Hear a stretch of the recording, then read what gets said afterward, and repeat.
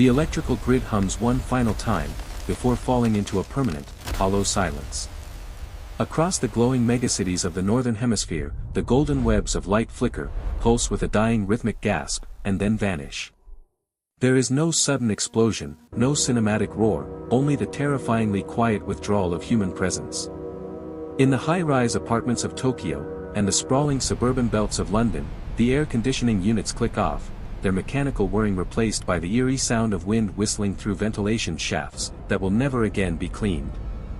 The digital pulse of the planet, the trillions of packets of data surging through fiber optic cables, suddenly encounters a void. Servers overheat as cooling systems fail, and the collective memory of a species begins to evaporate into the dark. On the streets, the internal combustion engines of millions of stationary vehicles grow cold, their metallic components contracting with microscopic ticks that sound like a countdown to nothingness. This is the moment the Anthropocene ends. The atmospheric composition begins its slow, agonizingly beautiful recalibration, as the primary source of carbon emissions ceases to exist. The sky does not change color immediately, but the chemical scent of humanity, the heavy tang of sulfur and the sharp bite of ozone, starts to drift away, replaced by the ancient smell of damp earth and moving water. This is the end. But to understand why, we must rewind to the beginning.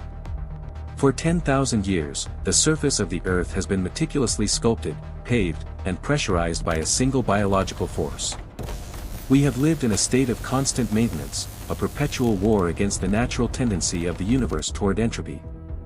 Every bridge, every skyscraper, and every underground tunnel exists only because of a continuous cycle of repair and energy expenditure.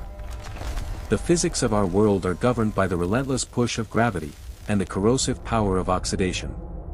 Steel, though seemingly eternal, is in a state of constant chemical yearning to return to its original form of iron oxide. Concrete, the literal foundation of our civilization, is a porous material that traps moisture, and reacts to the thermal expansion and contraction of the seasons. Without the intervention of human hands to seal the cracks, to pump the rising water tables, and to regulate the temperature of our structures, the laws of physics will begin to reclaim the landscape within seconds of our departure. We must consider the immense weight of the oceans pressing against the coastal sea walls, and the silent, massive pressure of the soil pushing against the concrete liners of our subway systems. These are the invisible forces held at bay by human engineering, a delicate balance that is about to be shattered by the simple absence of a technician's hand on a control panel. In the first 60 minutes of the post-human era, the primary shift is one of thermal and kinetic energy. Power plants across the globe operate on a system of fuel-to-steam conversion, requiring constant monitoring of pressure levels. As the coal-fired turbines spin without oversight, the automated safety systems engage, venting steam into the atmosphere with a shriek that echoes across empty valleys. When the fuel runs dry, or the sensors detect a critical imbalance, the breakers trip. In a cascading failure, the interconnected grids of continents collapse one by one. The loss of electricity is not merely the loss of light, it is the cessation of the pumps. Beneath the streets of Manhattan, London, and Moscow, massive electric motors move millions of liters of water every hour, to prevent the subway tunnels from drowning in the natural water table. Within 2 hours, the water begins to rise. It seeps through the seams of the tunnel walls, a dark, cold tide that slowly swallows the steel tracks and the abandoned third rails. The sound is a low, rhythmic dripping that grows into a steady pour, turning the underground arteries of the world's greatest cities into subterranean rivers. By the end of the first 24 hours, the biological impact begins to manifest in the domestic sphere. Tens of millions of animals trapped within the confines of human agriculture and domesticity, face the sudden reality of a world without providers. In the sprawling industrial complexes of the Midwest, and the vast poultry farms of Southeast Asia, the automated feeding systems stop. The silence in these massive sheds is broken only by the frantic movement of creatures, whose lives have been dictated by a clock that has stopped ticking. In the suburbs, the household pets, canines and felines, begin to process the absence. They pace the perimeters of locked doors, their heightened senses detecting the subtle shift in the air, as the stagnant indoor atmosphere begins to cool. Outside, the world is already growing louder. Without the constant white noise of tire friction and jet engines, the natural acoustic environment returns. The wind rustles through the leaves of ornamental trees with a clarity that hasn't been heard in a century. Birdsong becomes the dominant frequency, no longer competing with the low-frequency rumble of heavy machinery. Within 48 hours, the first major structural failures occur in the energy sector. Nuclear power plants, designed with layers of redundant safety protocols, enter a state of forced hibernation. As the external power grid remains dark, the emergency diesel generators kick in to keep the cooling pumps circulating water over the spent fuel rods. But these generators have a limited supply of fuel. In the coming days, as the tanks run dry, the water in the cooling pools will begin to boil away. The physics of thermal resonance take over. Steam begins to build in the containment domes, and the delicate chemistry of the fuel rods begins to shift as temperatures climb toward the melting point of the cladding.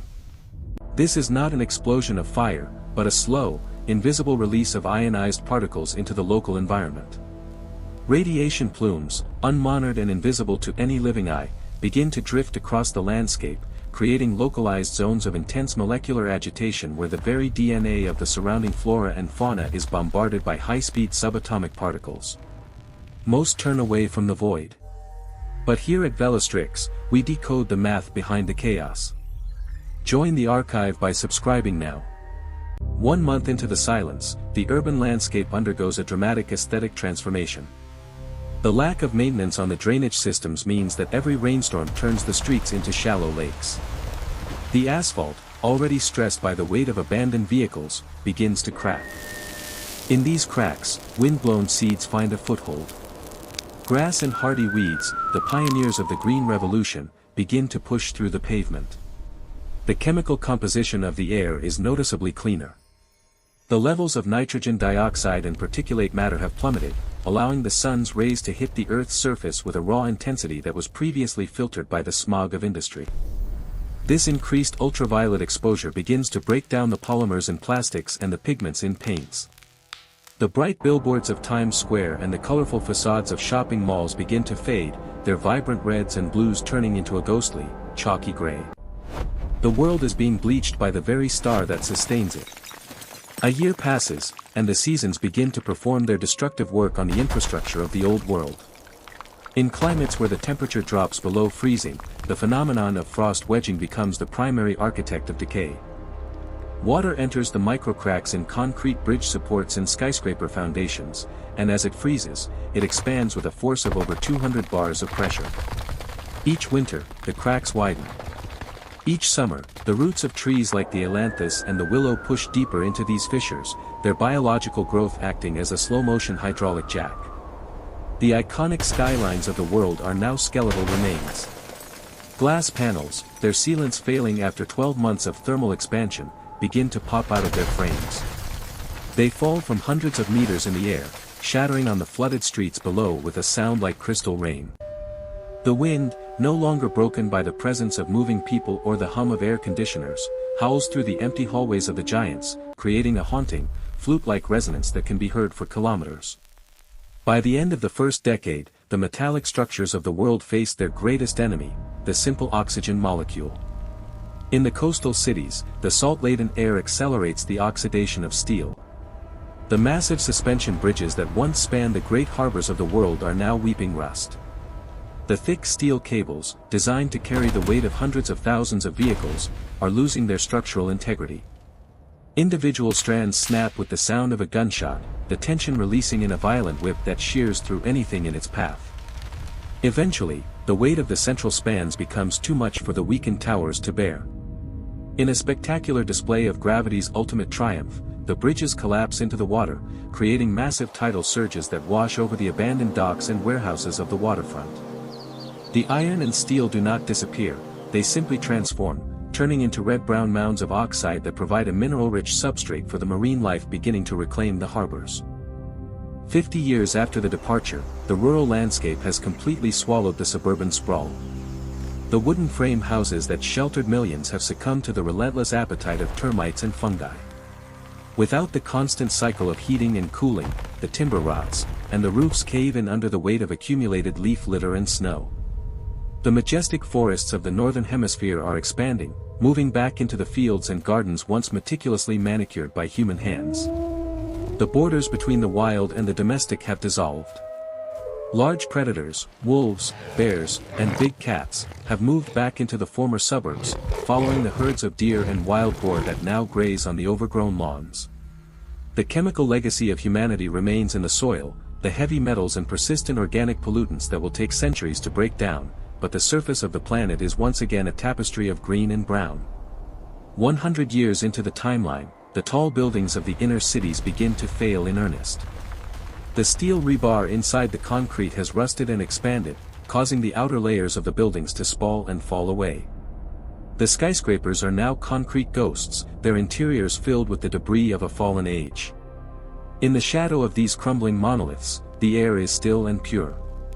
The carbon dioxide levels in the atmosphere have reached a new equilibrium, as the massive surge in global vegetation acts as a giant carbon sink. The planet is breathing again. The scars left by open-pit mines and massive highway systems are being covered by the slow, deliberate movement of the Earth.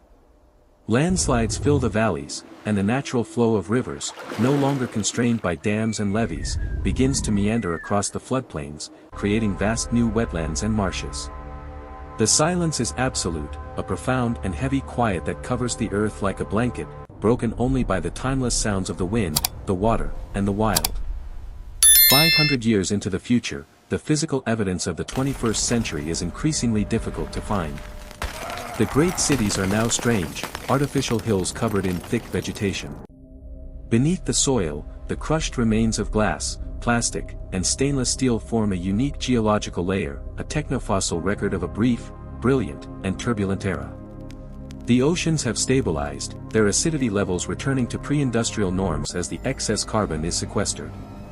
Coral reefs, once bleached and resetting, are experiencing a massive resurgence, spreading across the sun-drenched shallows of the tropical seas. The legacy of humanity is no longer written in stone and steel, but in the subtle chemical shifts of the crust and the genetic mutations of the species that survived. We were a brief flare of energy in the long night of geological time, a species that for one intense moment, attempted to master the forces of the universe before returning to the silence from which we emerged. To explore the impossible and visualize the unknown, subscribe to Velastrix.